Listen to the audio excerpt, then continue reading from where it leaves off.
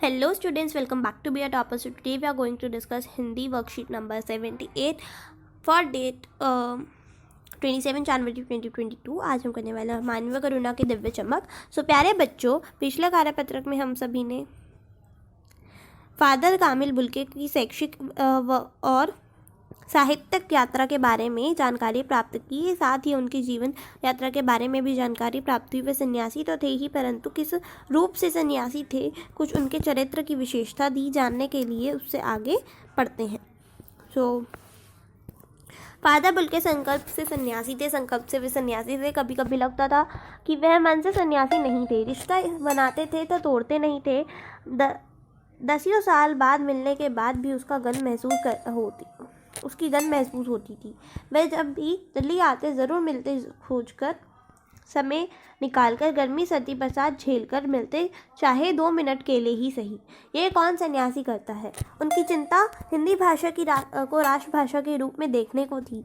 हर संच में इसकी तकलीफ बयान करते, इसके लिए काट्य तर्क देते।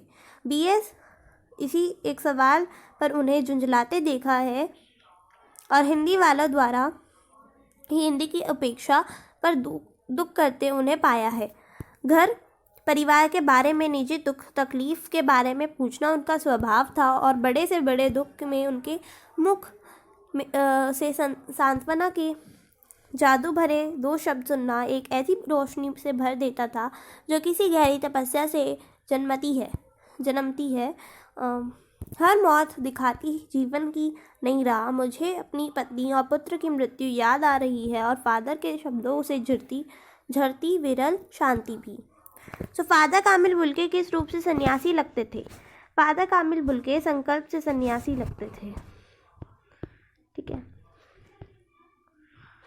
लेखक अनुसार फादर को कब झुंझलाते देखा गया? यहाँ पे BSCC एक सवाल उन्हें झुंझलाते देखा है और हिंदी वाला तो इसमें लिखोगे आप हिंदी के लिए झुंझलाते देखा है। ठीक है।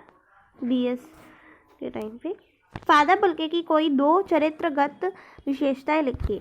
वह संकल्प से सन्यासी थे, लेकिन मन से सन्यासी नहीं थे। और आप लिख सकते हो एक लिख सकते हो कि अगर किसी से रिश्ता बनाते थे तो तोड़ते नहीं थे। ठीक है, यहाँ पे आप यहाँ से लिख सकते हो। ठीक है। उसके बाद है हमारे पास लेखक के अनुसार फादर बुल्के का जीवन किस प्रकार का था? शांत जीवन आप लिखोगे। उसके बाद फादर बुल्के को हिंदी के बारे में क्या चिंता थी और उसके लिए वे क्या प्रयास करते थे?